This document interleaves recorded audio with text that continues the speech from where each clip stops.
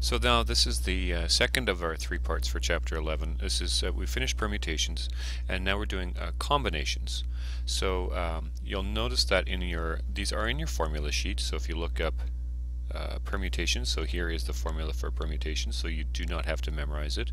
Here's what we're doing next is combinations, so again you don't have to memorize it. If you do have a TI-83 and some other calculators as well, do have a permutations or a combinations function built into it, but it's not so impossible to do the work. Some other calculators won't have the combinations but will have factorials, so you can just use the formula.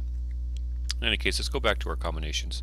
The difference between combinations and permutations is that in combination, order doesn't matter. So you're going to get more permutations, because order matters, and fewer combinations from a given situation. So here's a situation. You need to form a group of 3 students from A, B, C, and D. So there are 4 individuals there, and I need to form a group of 3 from these 4 different students. So you can have ABC, ABD, ACD, and BCD. So there are only 4 different combinations. You'll notice that first one, ABC, if you rearrange the order, those are all the same combination. Those are different permutations because the order is different, but it's the same combination. So if I'm just forming a group of 3, it doesn't matter which order I pick them. If my group of 3 was a president, vice president, and secretary, then it would matter which order that I picked them. But if all 3 were just group members, then it would be a combination. So that's the difference between a combination and a permutation. You'll notice that the number of permutations of this 3 is 1, 2, 3, 4, 5, 6. So it stands to reason then that combinations is equal to a permutations divided by our factorial. So here is our formula for it, and once again you don't have to memorize it.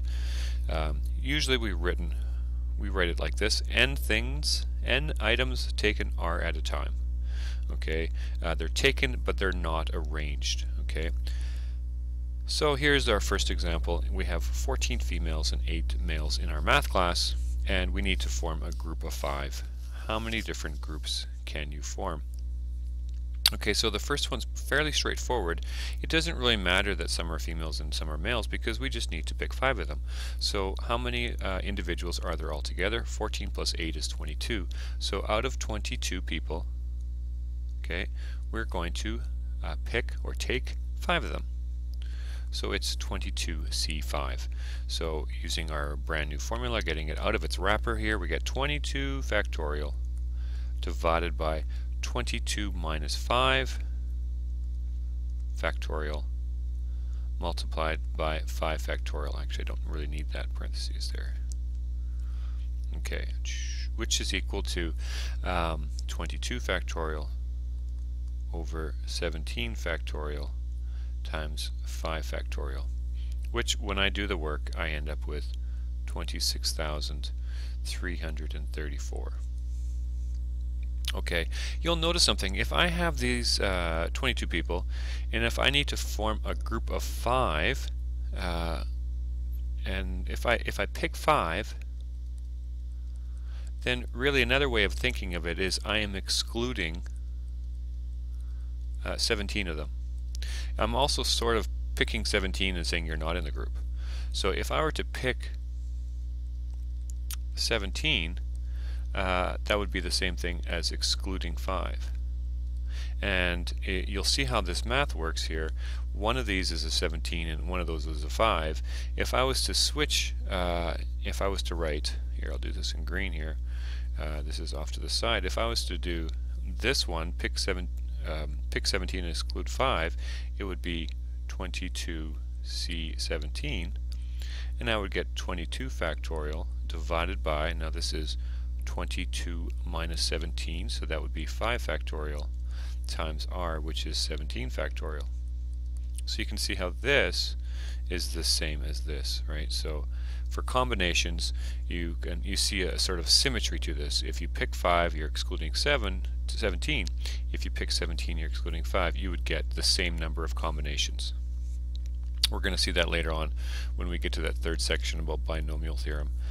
How many groups can be formed with 2 females and 3 males? So you'll notice here I have this and here, so it's a little bit of a hint that we're going to be multiplying, because first we're going to be picking how many ways we can pick the females, how many ways we can pick the males, and then we'll multiply those two together. Well, how many females are there? There are 14 females. We need to pick 2 of them, so it will be, here I'll go back to blue, it'll be 14 out of 14. We're going to pick 2 of them. That will be the females, multiplied by, now for the males, out of 8 males, we will pick 3 of them. So now here comes a little bit of the work here. I get 14 factorial all over 14 minus 2, which is 12 factorial, times 2 factorial. So that's the number of ways I can pick the females, multiplied by, now picking the males, it's going to be 8 factorial, divided by 8 minus 3, which is 5 factorial, times 3 factorial. I think when I do all that work, I get something like 5,096. How many groups can be made with Joseph, 1 other male, and 3 females? Okay, well, let's just think I gotta pick Joseph, and then I have to pick 1 other male, and then I have to pick 3 females. So the first one has to be Joseph, so there's only one way of picking Joseph. This one has to be another male. So how many different males, how many different ways can I pick a male? Well, that would be how many males are left. There are 8 males altogether. I've just put Joseph in the group, so there's only 7 ways to pick another one. So I'll say 7 here. And 3 females. So now in the last one I need to pick 3 females. So this is the part where I say, okay, I've got 14 people and I need to pick 3 of them. So it's 1 times 7 times 14c3. That 14c3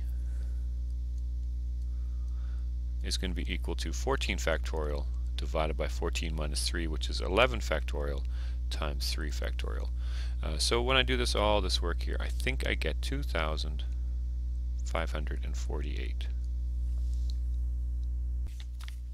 Alright, in the your turn, and just a reminder, if you want to follow along but don't write it out on the your turn and then see if you can do it on your own afterwards, it says how many ways can a store manager hire for 3 identical positions given 12 candidates? So really we're just going to pick 3, but we're not going to arrange them. We're not going to say that they have different positions. They're just candidates, or they're just part of a group or a committee. So we're going to simply say that will be 12c3, and that will be 12 factorial divided by 12 minus 3, which is 9 factorial, times 3 factorial.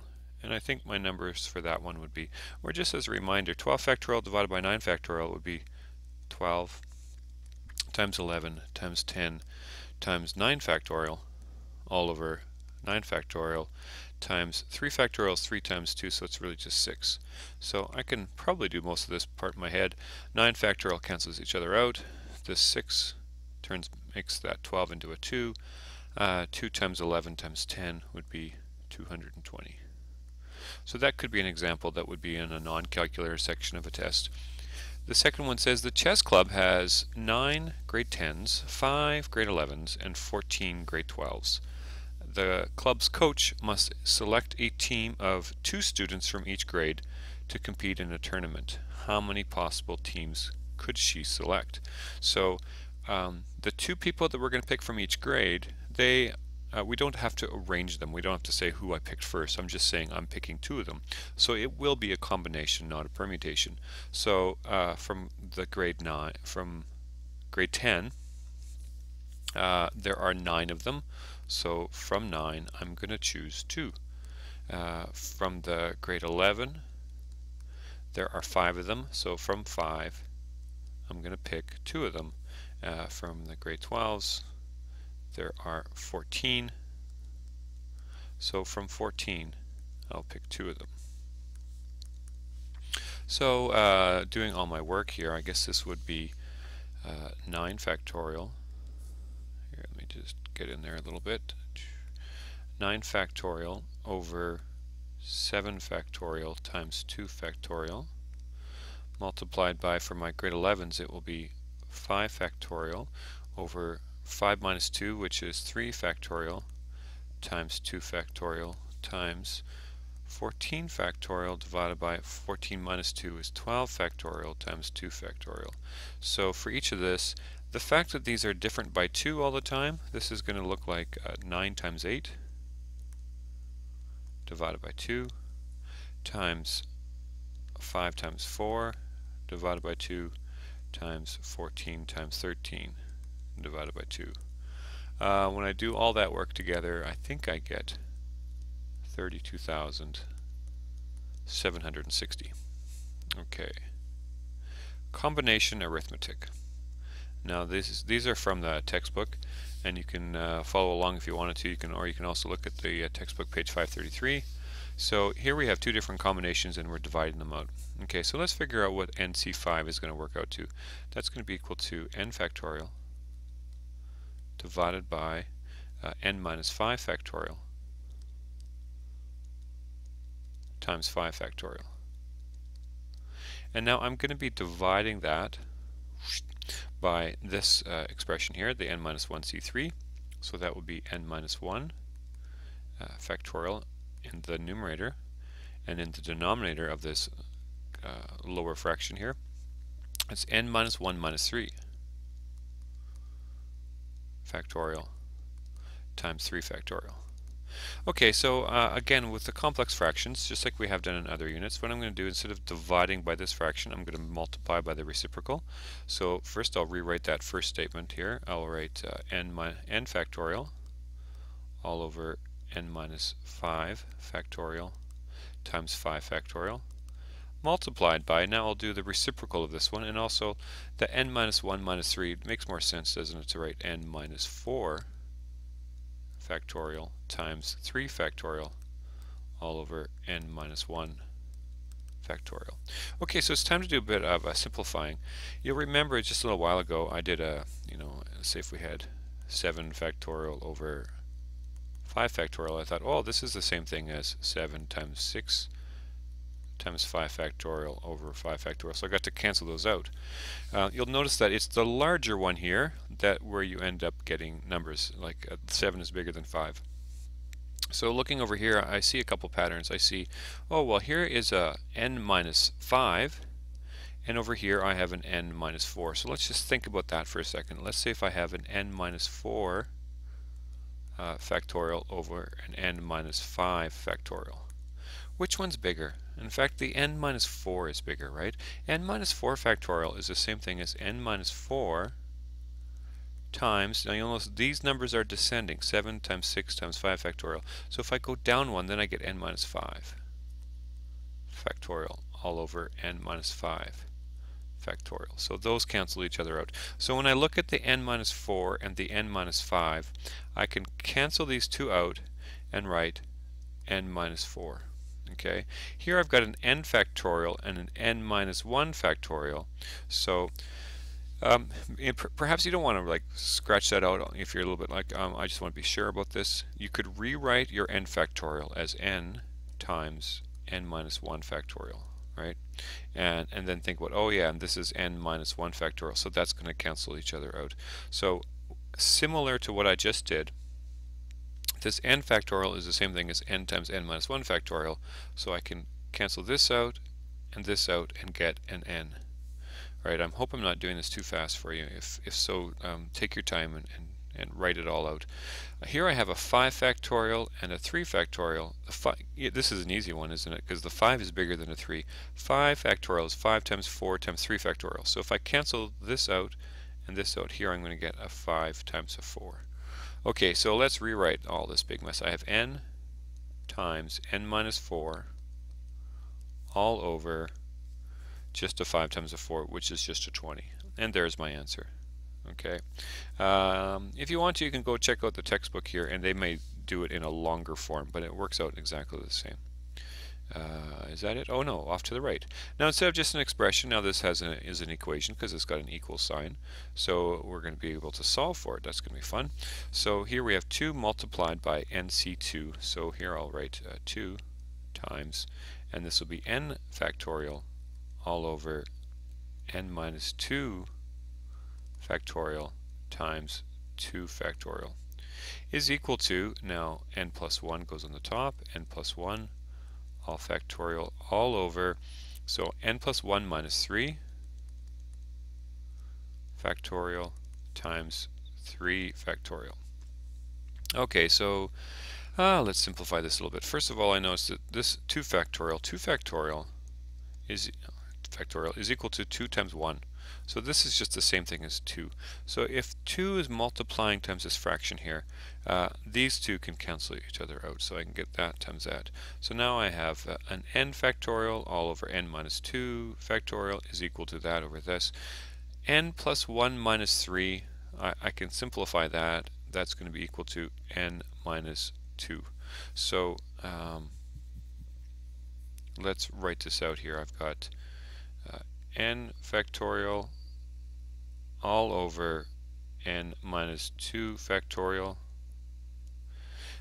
is equal to n plus 1 factorial all over n minus 2 factorial times 3 factorial is just equal to 6. So I'm just going to put a 6 there.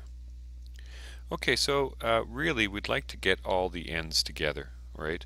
We'd like to get them all together, and the number, there's only one number here really, it's just a 6 at this point. If we were to multiply both sides by n minus 2 factorial, then this n minus 2 factorial in the denominator and this n minus 2, I should put that in parentheses, factorial will disappear. So what I'm going to do is I'll put it in red so you see, I'm going to multiply this side by n minus 2 factorial, and I'll multiply this side by n minus 2 factorial so that this cancels out here and this cancels out here. So in my next line I will have n factorial is equal to n plus 1 factorial all over 6. So here's what I'll do is I'll multiply both sides by 6 so that I get this out of the denominator. So when I multiply both sides by 6, I will get 6 times n factorial is equal to n plus 1 all factorial. And now to get 6 by itself, I'll divide both sides by n factorial. So 6 is going to be equal to, what's n plus 1 divided by n, or n plus 1 factorial divided by n factorial? That will just be equal to n plus 1. So my final answer, I subtract 1 from each side and I get n is equal to 5. So just to reiterate, you've got a big mess to begin with. Try to cancel some things out and get all your n's, just like you're doing any time you're doing with algebra, your goal is to get the number on one side and all the n's on the other side and simplify things as you see fit. Okay. Here's the your turn. So again, if you might want to follow along without copying everything down, and then see if you can finish it yourself afterwards. So the first one is n minus 1 C3. So here I'll give myself a bit more space. So n minus 1 factorial all over n minus 1 minus 3 factorial times 3 factorial. And now this means multiplied by 1 over n minus 2 C3, so I've got an n minus 2 factorial up here, divided by n minus 2 minus 3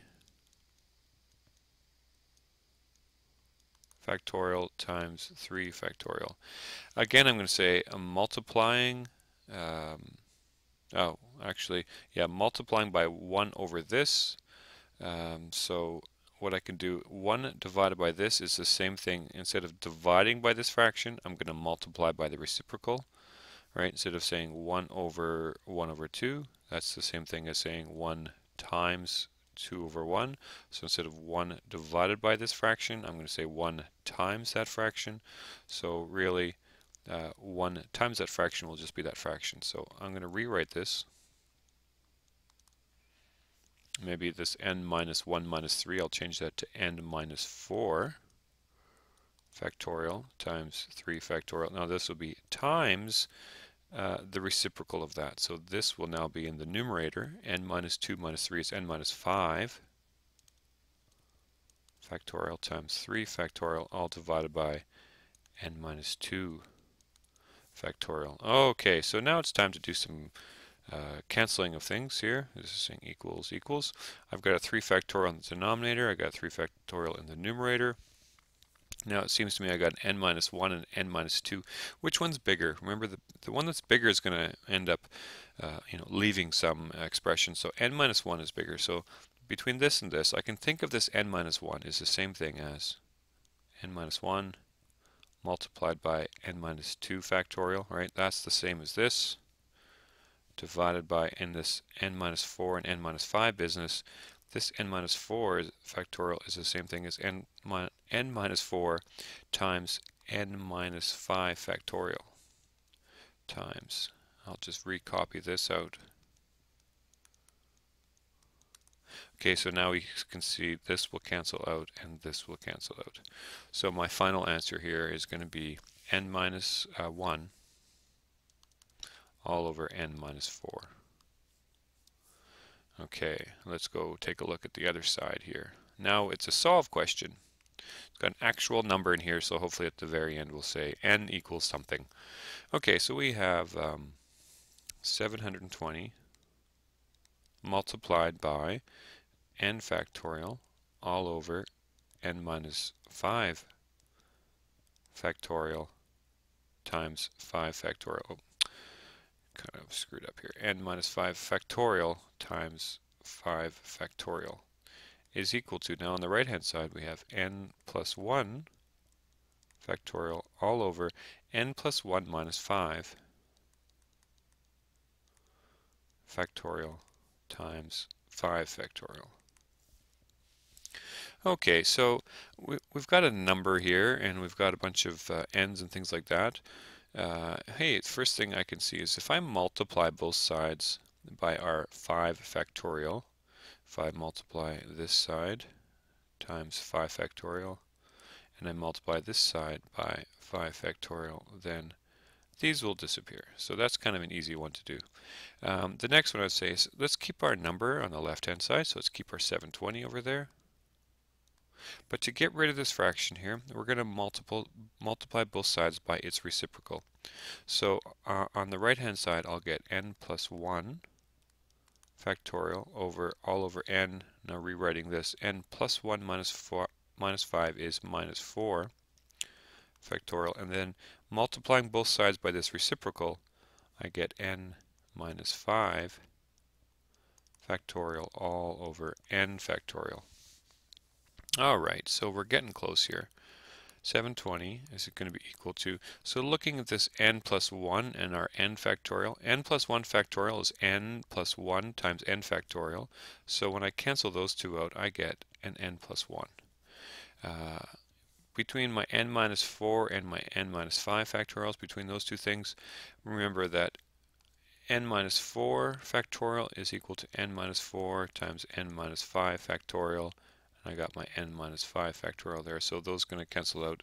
Between these two terms here, I will get a n minus 4 in the denominator. Okay, so I'll get n minus 4 in the denominator. Okay, so we're pretty close here.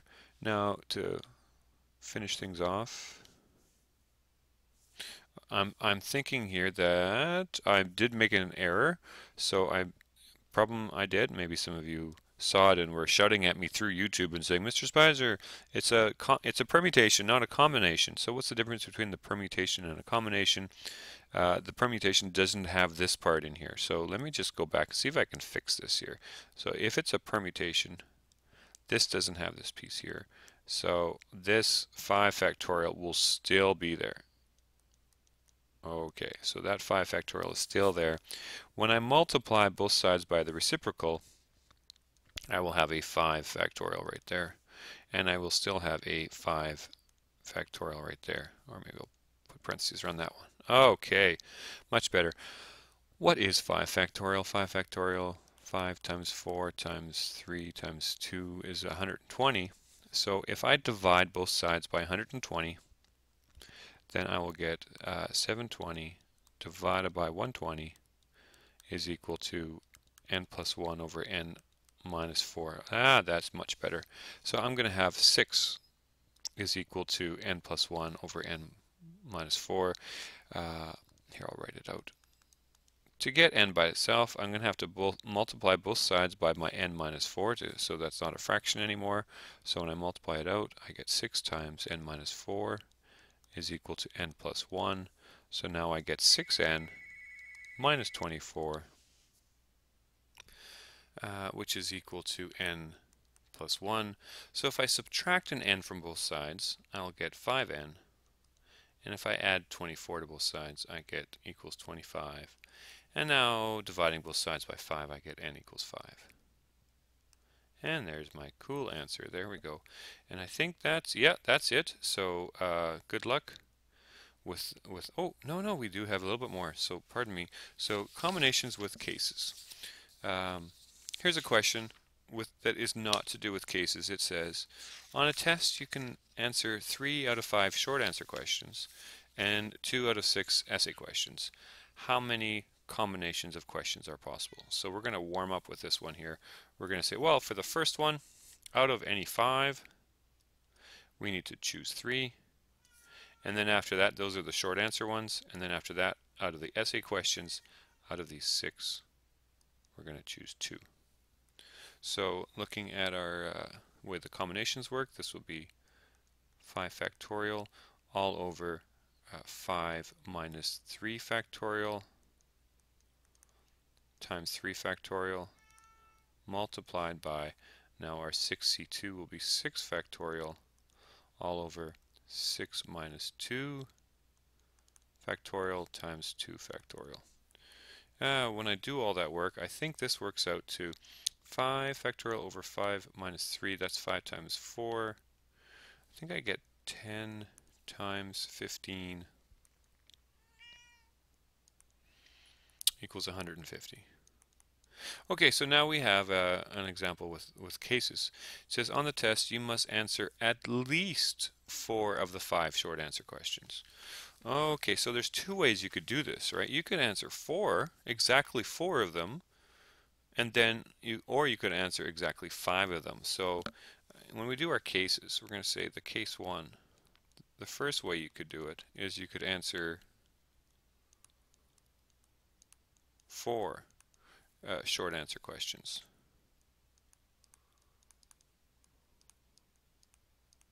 So if we're doing that, so first would be our short answer.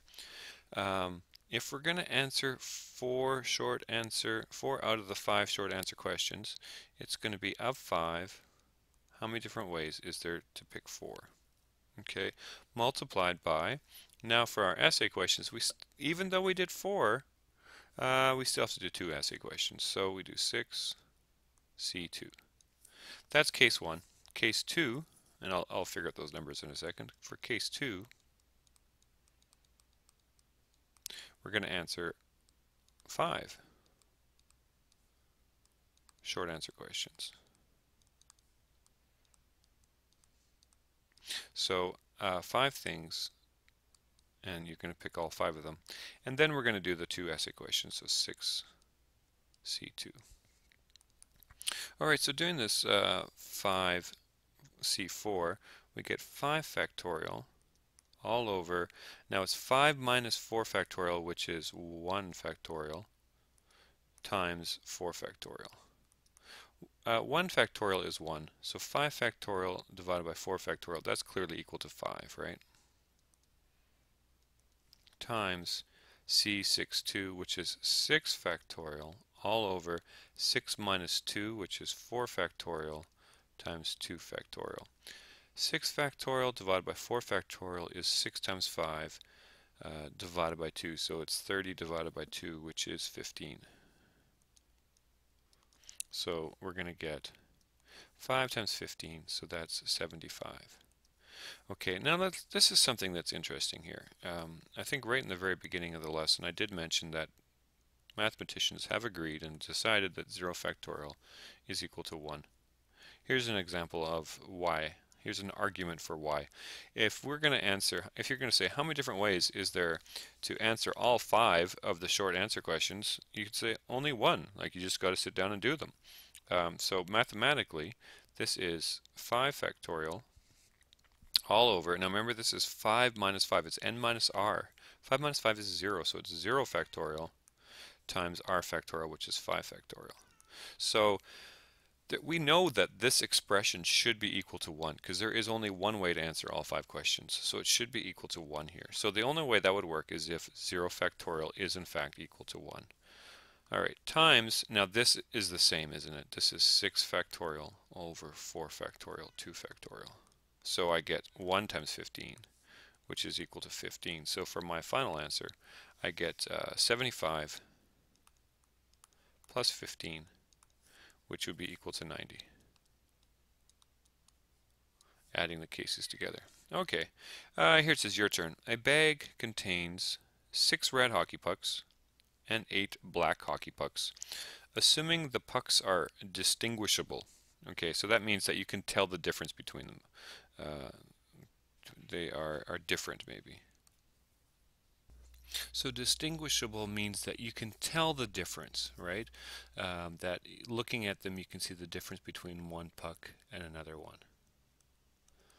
All right, so we need to, how many possible ways are there to have at least 3 red pucks?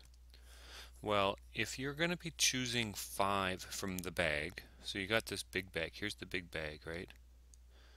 In here you got 6 red ones, and you've got 8 black ones. And how many different ways are there to have at least 3 red pucks when we take 5 out? Okay, so, and the question is, how many ways to have at least 3 red pucks? Well, it seems to me that you can either take 3 red pucks, 4 red pucks, or 5 red pucks. Those are generally the ways. Those are our cases. So if we say case number 1, if we have 3 red pucks, so let's pick our red ones, and then let's pick our black ones. So how many different ways can we pick 3 red pucks if there are 6 red ones in there? So that would be 6C3. And now how many different ways can we draw the black ones? If we're drawing 3 red pucks and we have to take 5 out altogether, now we're going to be taking 2 blacks. So we're going to take 3 reds and 2 blacks. There are 6 red ones, so we took 3 out of 6 here, and now we're going to take, out of the 8 blacks, we're going to take 2 of them. Okay, so that's our first one. When you do this math here, I'll just cut to the chase and you get 560. Case number 2. Another way you could do, instead of saying, here they say at least 3 red pucks, you could also do if you picked 4 red pucks.